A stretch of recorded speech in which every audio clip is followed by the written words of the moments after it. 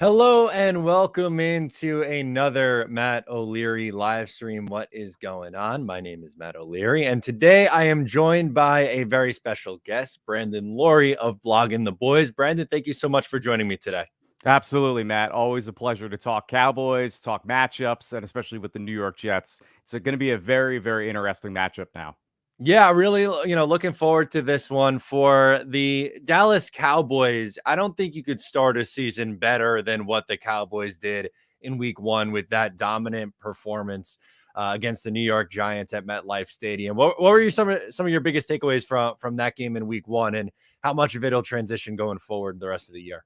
Yeah, I think a lot of fans and media personalities, everybody knew that the Cowboys team was going to be good this year. I don't think that that was really in question. The offense has been consistent over the past few seasons, and the defense continues to grow. So, where do you go in entering week one on the road at a divisional opponent? Again, like these guys know the Cowboys better than anybody in the NFL, and the Giants specifically, they haven't won against Dak Prescott during his tenure as the Dallas Cowboys quarterback. Of course, Andy Dalton was there in 2020 when the Giants won, but in Dak Prescott's tenure, he's owned the Giants. So I expected more of the same. I thought the Cowboys were the favorable team. I did not expect a shutout and a 40 burger pitched on the Giants. To me, that was the equivalent of a perfect game. That's kind of like what I was talking about. And I'm, 27 years old. I was born in 96, so I was robbed of the 90s dynasty, but for me, that was really the best defensive performance I've ever seen the Cowboys play. And they've had really good teams led by DeMarcus Ware, Jay Ratliff, all those guys back in the early 2000s. But since then, the defense has really been hot and cold. But for the past few years with Dan Quinn as the defensive coordinator, that's sort of been where the Cowboys are building their team around. It's no longer offense like it was with Tony Romo, Des Bryant, Jason Witten. Now it's become more defensive heavy and just playing conservative on the offensive side of the ball. So it was as impressive as a Cowboys win as I've seen in a long time.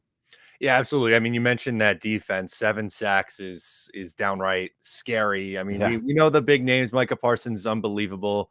Lawrence is another one. Can you get into just some of the, well, obviously like those guys, but maybe some of the lesser known guys on that pass rush who helped pitch in on that 7 sack performance in week one? Yeah, I mean, you have a few guys like you mentioned that are the stars, like the Micah Parsons, the DeMarcus Lawrence. But honestly, their backups they could be starters on the Arizona Cardinals. They could be starters on the Indianapolis Colts with second-year player Sam Williams, number 54, and of course you have former first-round pick Dante Fowler on the team as well too, number 56. I mean, he got into the backfield a ton against Evan Neal, who was struggling at right tackle. And you just have a huge rotation of guys that Dan Quinn is able to employ and utilize to their advantage. And per next gen stats, I saw this the other day that the Cowboys generated pressure on 23 out of 37 dropbacks, which was at a 62.2% pass pressure rate, which was unbelievable. The fourth highest pressure rate in a game since 2019. And Dallas had 8 defenders generate multiple pressures, including 4 with 5 individual pressures. So that just shows you like it could be DeMarcus Lawrence, it could be Micah Parsons, and it could even be a third-year player, Osa Odigizua, who was a defensive tackle, more of a pass rush specialist, not really like the big guy as like a Jonathan Hankins, but they really have just a multitude of players similar to the Jets, where you can kind of have 5 or 6 players rush the passer and still be pretty successful. Yeah, that's exactly what I was going to go into. It's a similar kind of build to this Jets defensive line, which is really deep. They are getting Carl Lawson back this week, which I think will be a nice added bonus. But you saw Jermaine Johnson play well, a second-year player, and John Franklin Myers, one of the more underrated players on this team. To me, one of the big things for this game is I think it's going to be a huge storyline, both defensive lines here in this game. I mean, both strengths of two really great defenses, and strengths is the pass rush, getting after the quarterback for both of these squads. Yeah, I certainly believe that everything is going to be like they say traditional football is like won in the trenches. Like I really do believe that that's what will happen in this game. You mentioned the Jets defensive front going against the Cowboys offensive line. There have been some injuries that have popped up recently with regards to Tyler Smith. He was dealing with a hamstring injury that kept him out of week one. Practice report yesterday was just a walkthrough, but he was designated as a do not practice DNP. So we'll see where he's at. He's going to be their left guard, of course, because Tyron Smith is now back healthy at the left tackle position. So Tyler Smith was their left tackle last year when he went down, but now because of the depth that they have, he's going to be at left guard. But Tyron Smith dealt with an ankle injury, before week 1. Everything seemed to be okay. He was able to kind of get ready, get healthy. So he was able to make sure that he was good to go. And he didn't allow a single pressure against the Giants defensive line, which to me, the Giants, they have a good defense. Like when the 40-0 shutout happened, like that's tough to do in the NFL. And the Cowboys offensive line, they held their own against the Giants, where they have Kayvon Thibodeau, Azeez Ojulari, Dexter Lawrence, Leonard Williams.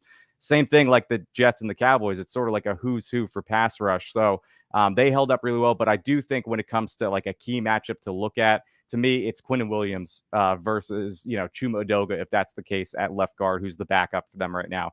Tyler Biadasz, their center, struggled a little bit with Dexter Lawrence. He's certainly coming off his Pro Bowl season, but that's something to keep an eye on. And then, of course, Quinnen Williams versus Zach Martin. I mean, two of the best titans of the industry, if you will.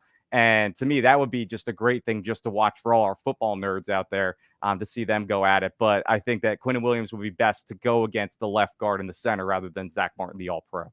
Absolutely. And I'm so glad you brought up Chuma Edoga, because former Jet. Yeah. So there is that connection there. And, I got to be honest with you, I would consider myself a pretty knowledgeable NFL person, but I don't know every single, a backup offensive lineman on these teams. So when I'm getting ready to sit down for Sunday Night Football and I hear Chuma Edoga's name as the starting offensive lineman, I go, wait, hold on, a double take there.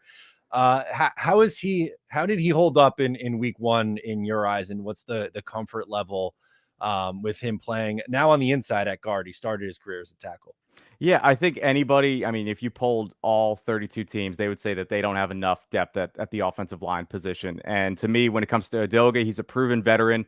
The Cowboys did carry an undrafted rookie, TJ Bass, onto their 53-man roster, who performed well in the preseason. And people thought, well, maybe let's give the young guy a shot. But I do think that veteran experience lends itself to mitigating risk when it comes to playing the offensive line position. Edoga has worked with the Cowboys all offseason in training camp. He was dealing with hyperextension, I think, in his knee midway through training camp that kept him out of the first 2 preseason games, but then he played, came back for the third. And then, it really wasn't as bad as I thought it would be. I didn't think he was the absolute best at tackle. To me, I thought he would be a better guard, and he did some of that with Atlanta last year. I thought that there were some flashes of developmental play. I know Edoga was somebody that the Cowboys tried, actually, I think, trading for last year when Tyron Smith went down with his knee injury, and then unfortunately, they just didn't get a deal done. So he's been a guy that's been on their radar for a while. When he was in the game, I think that when you have Tyron Smith to the left of you, I think that makes things a lot easier. When you have a former All-Pro, Pro Bowl player next to you to make sure you're in assignment sound, and Tyler Biadasz, of course, has held his own too. So I didn't think it was absolutely terrible like I expected it to be, but certainly it is the glaring need in the area of weakness that the Jets can exploit, especially this week.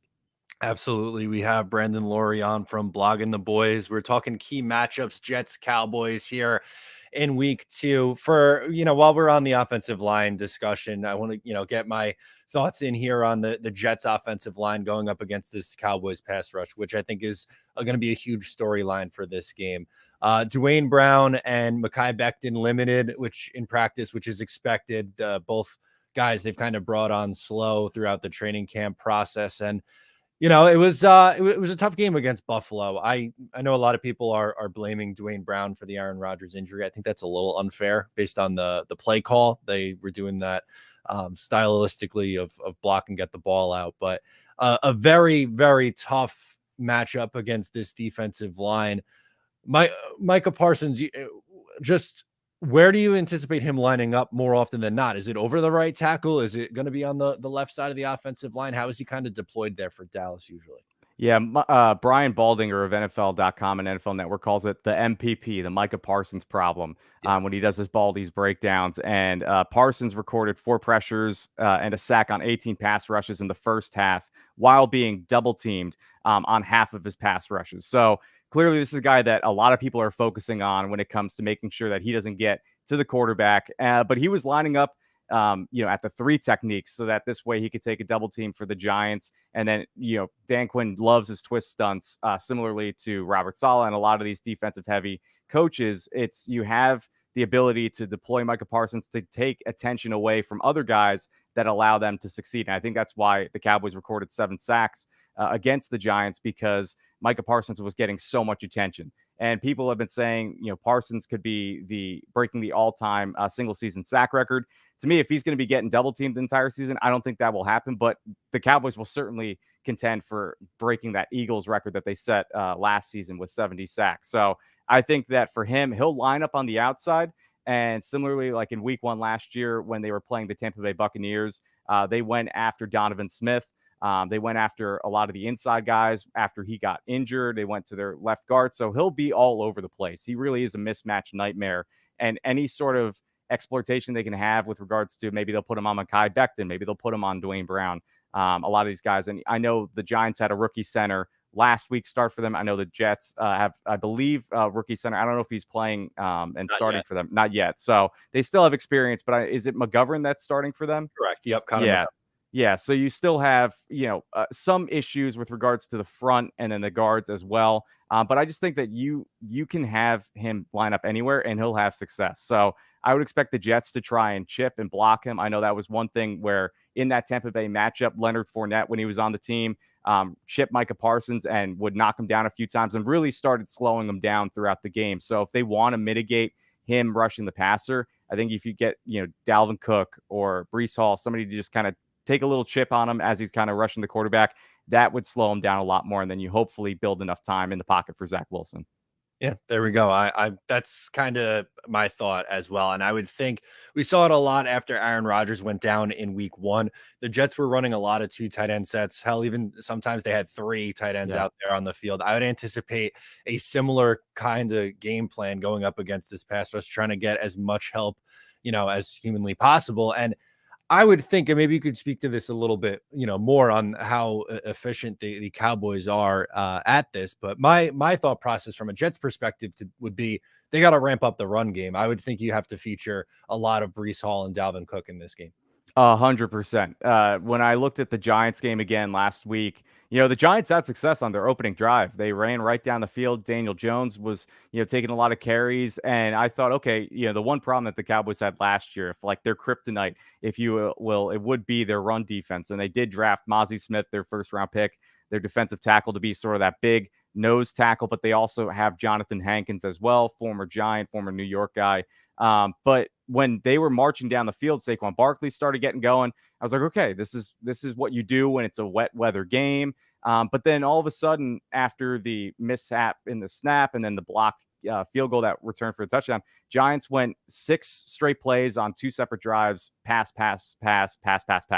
And to me, that's not how you beat the Cowboys. Daniel Jones is not somebody who you can trust in that environment with the pass rush that they have. Like the Cowboys are built to defend the pass, whether that's rushing the passer or defending it in the secondary with Trayvon Diggs, Stephon Gilmore. So how do you beat that? To me, it's running the football. And you brought it up. I think that if the Jets win this game and they want to win the game, it's going to be with Breece Hall, with Dalvin Cook, making sure that you control the clock, milk it down as much as possible, 9-minute drives, 10-minute drives, so that this way the Cowboys don't get on the field and you're gassing out the pass rush of the Cowboys, where, the biggest thing about these defensive ends is that they are fast, they are quick, but they will start to slow down the more and more that they're on the field. So then you can kind of open things up in the passing game, maybe get to Garrett Wilson on the outside and Allen Lazard. So to me, it all starts with running the ball. And I mean, Breece Hall looked fantastic in his debut, of course, coming off the injury. Dalvin Cook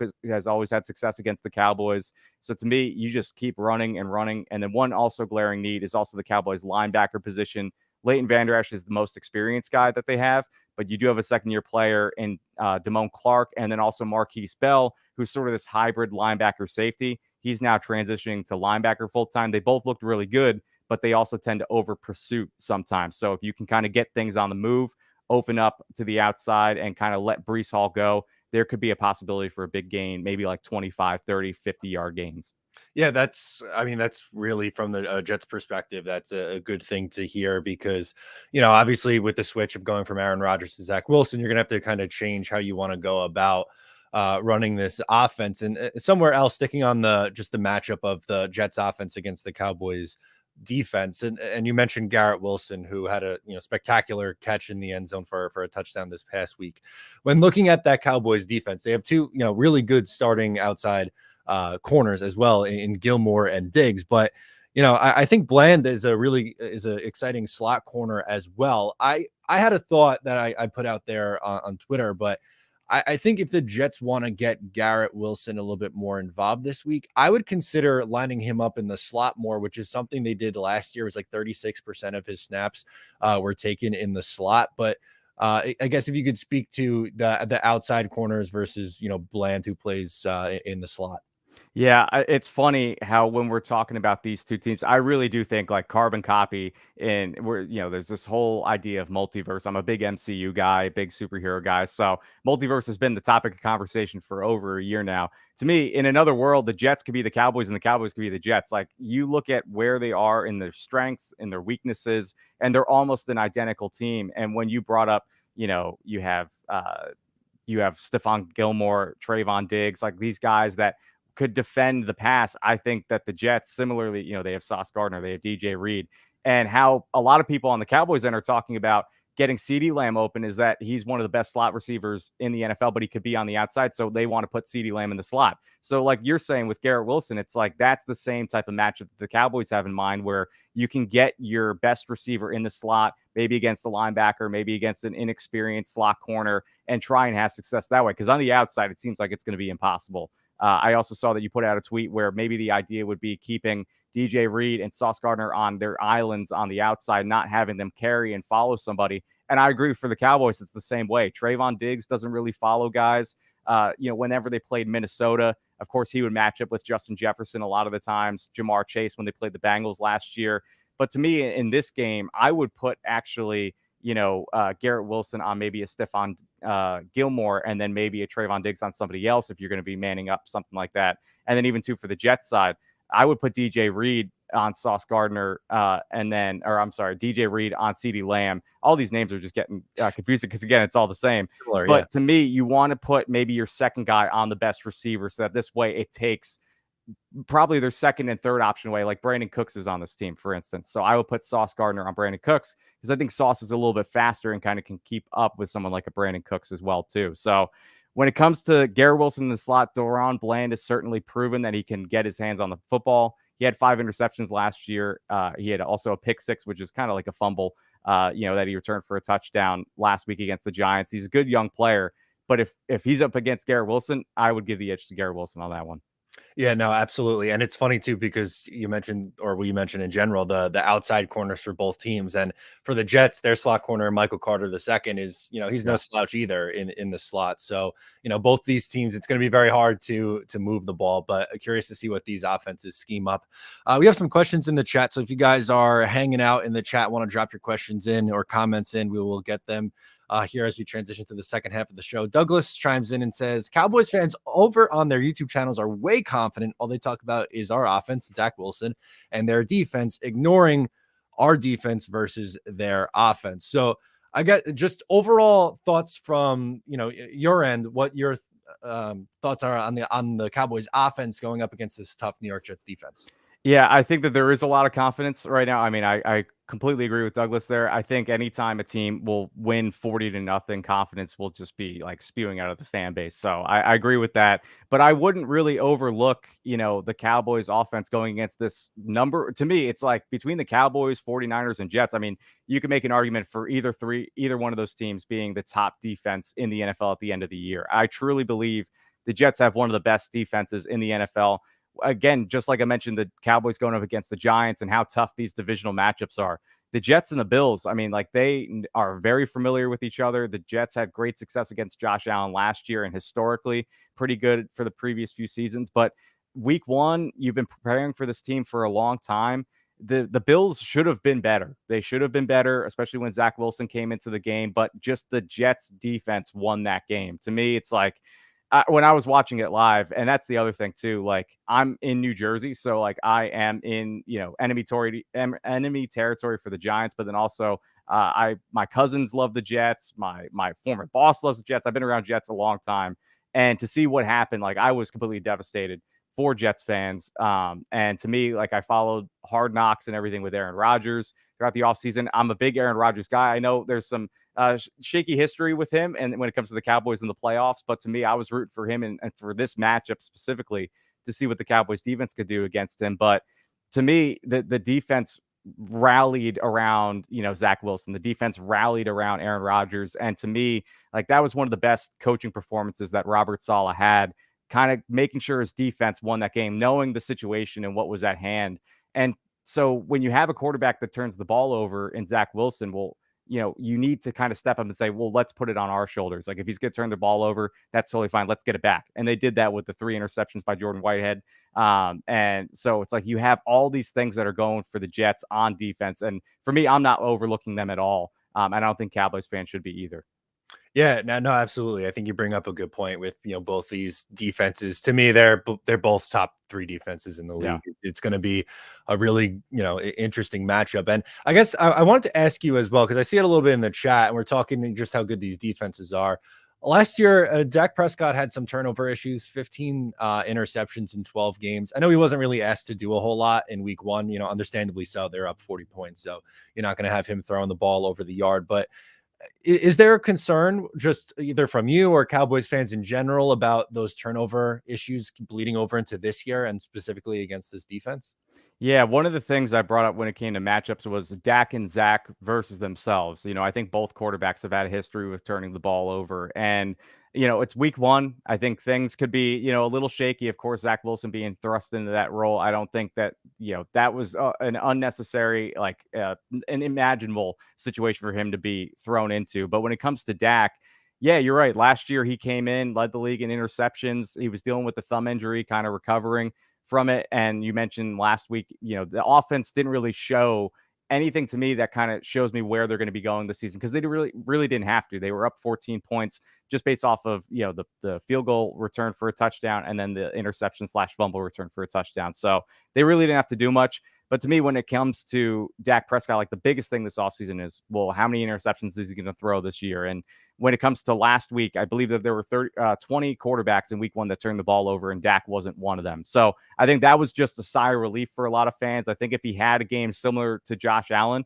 where he's throwing 3 interceptions, I think the sky will be falling in Dallas this week, especially going against the Jets, wondering how many interceptions he's going to be throwing this week.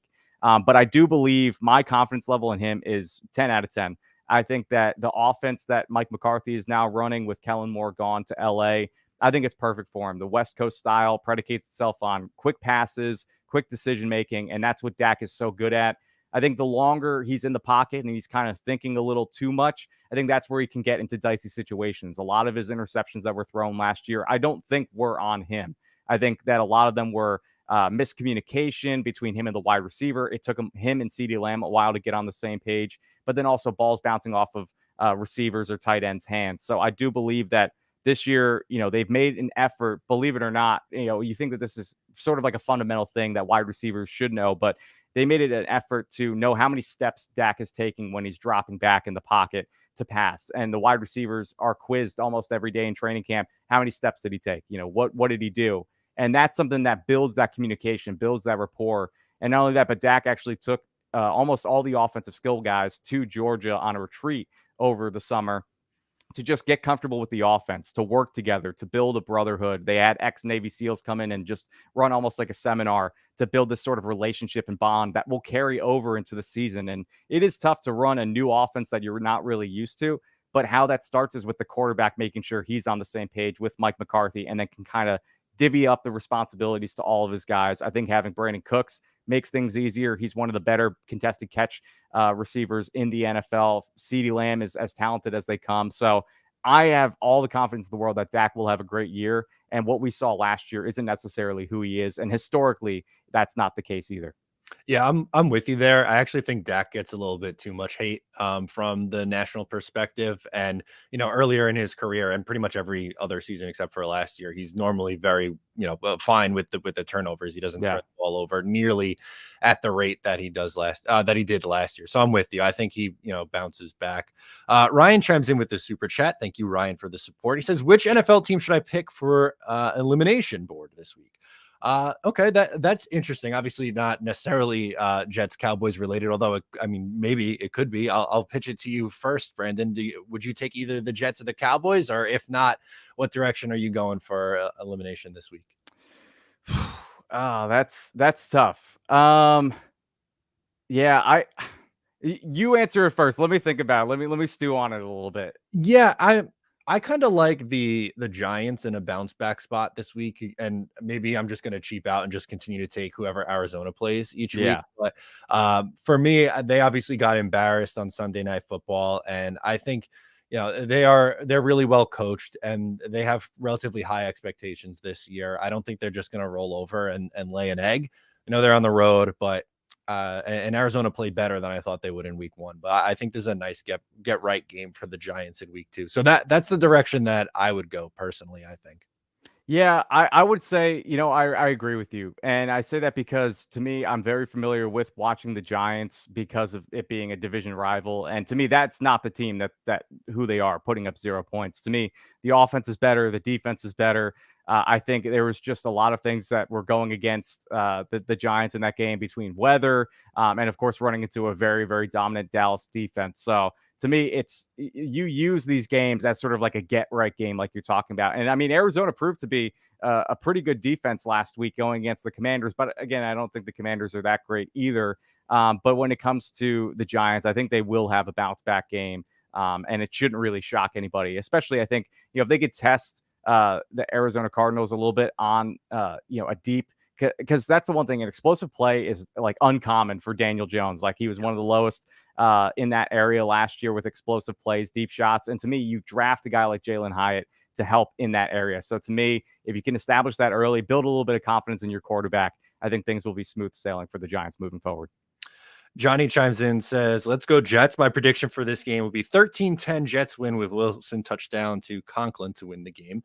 Now, not necessarily specifically just on this prediction in general, but my thoughts on this game, I think it's going to be a trend to being a lower scoring game. I know Dallas put up a 40 spot last week, but I think with these defenses, to me, it leans more towards a lower scoring game. And I know, again, big drop off from Rodgers to Wilson, but a part of me is almost surprised in a way. Where if you look around on the sports books, it's the Cowboys are 9.5 point favorites in this game, and I'm not saying they don't deserve to be favorites. Of course they do, especially with the matchup now against Zach Wilson. But that number feels high due to just I don't think there's going to be a ton of points scored in this game.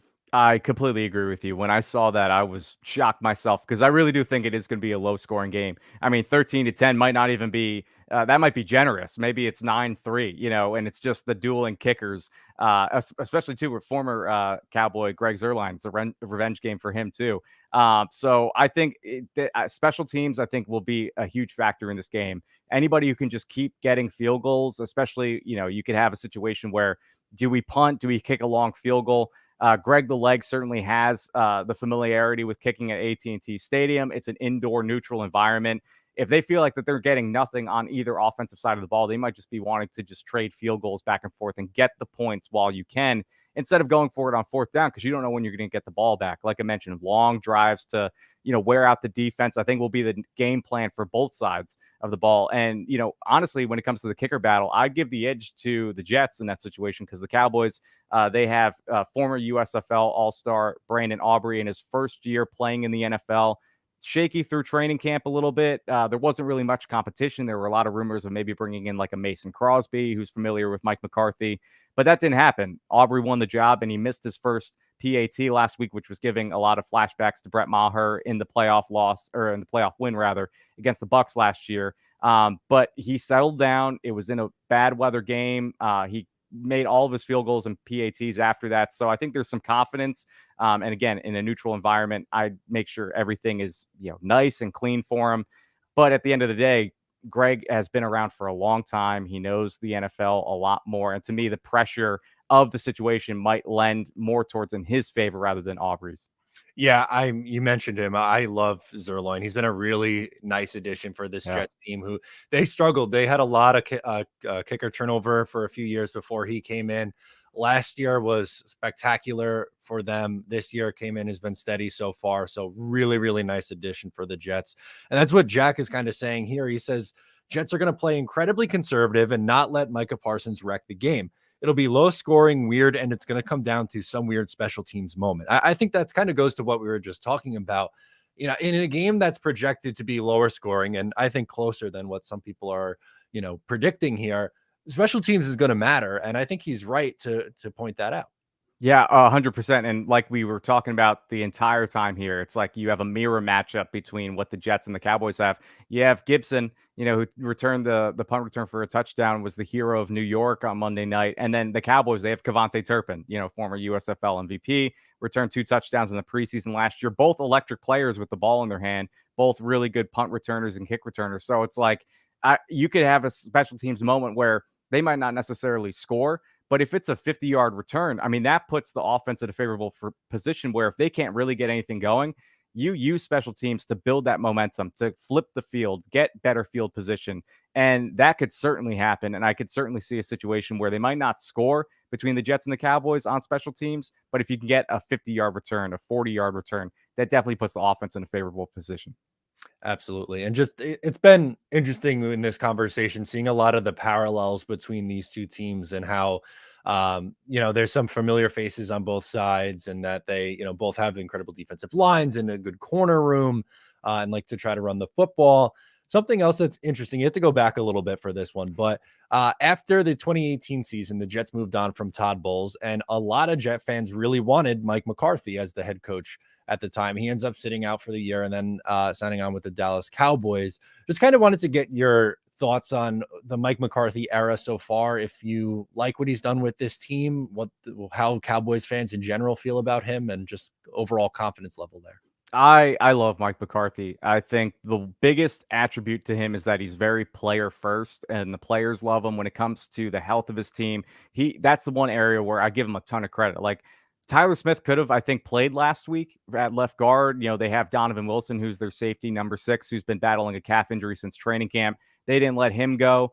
And I do think both of those players could have played maybe under a different regime. Maybe if it was Bill Parcells coaching this team, maybe he would have forced them out there or had them play. But I think Mike McCarthy, he's willing to let guys sit and rest because he knows it's a long season. He talks about that all the time. He wants to make sure that he's always on top. He talks about GPS numbers and everything like that in practice to make sure guys are just under control, making sure that they keep themselves healthy as possible.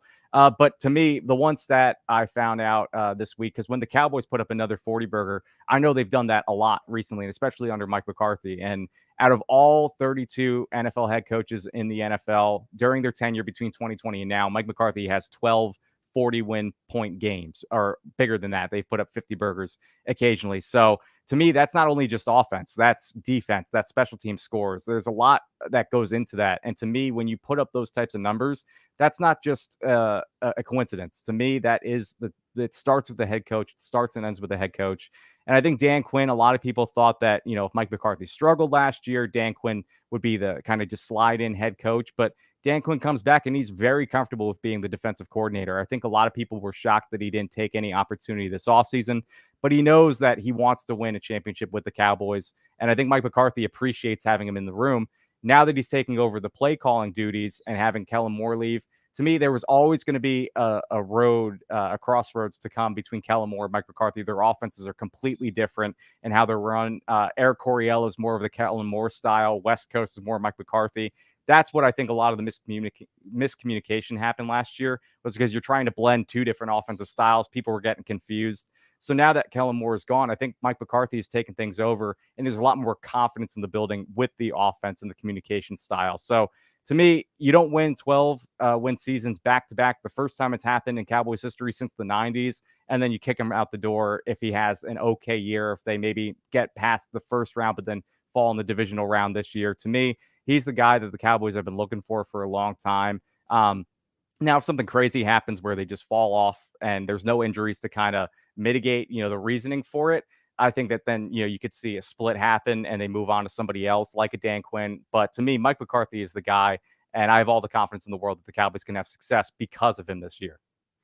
Oreo chimes in and says, all the analysts have the Cowboys winning 21-ish points to the Jets, 14-7 points. Zach Wilson is the reason we were a big underdog. People really sleeping on our top 3 defense. Now, we talked about a lot about this defense, but I'm curious, just from an outsider's perspective, thoughts on Zach Wilson. Obviously, it's been a little bit of a tough go for him so far through that first 2 seasons. Do you buy into him potentially being a changed player under Nathaniel Hackett and under the tutelage of Aaron Rodgers? Yeah, I have been rooting for Zach Wilson to succeed in this league ever since he got drafted. I liked him coming out. I thought the Jets were a good situation, especially then now you have someone like a Garrett Wilson to build that rapport around. I mean, you see the success that Jamar Chase and Joe Burrow have because they're young players coming up together. And now they did play in college, but I think there is something to that where you build chemistry the further you get into your NFL career with your outside weapons. And I think Zach Wilson is just it's been tough. I mean, the Jets have been a rebuilding team. He's been at the center of it, and now he's had his share of losses and turnovers to cause losses for the Jets. But I believe in Zach Wilson, and I do think that the first instinct that I had when Aaron Rodgers went down is like this really should be on the shoulders of Zach Wilson for this year. And now, I mean, we'll see what happens with the runway with what he's given. I mean, they do have Super Bowl aspirations this year, so I don't think they are going to just let him ride out the entire year and then just say, well, we tried. If they need to make a change, I think a change will happen. But to me, Carson Wentz, Jameis Winston, a lot of these guys who could be traded for, I don't think they're as better, if not better, than Zach Wilson.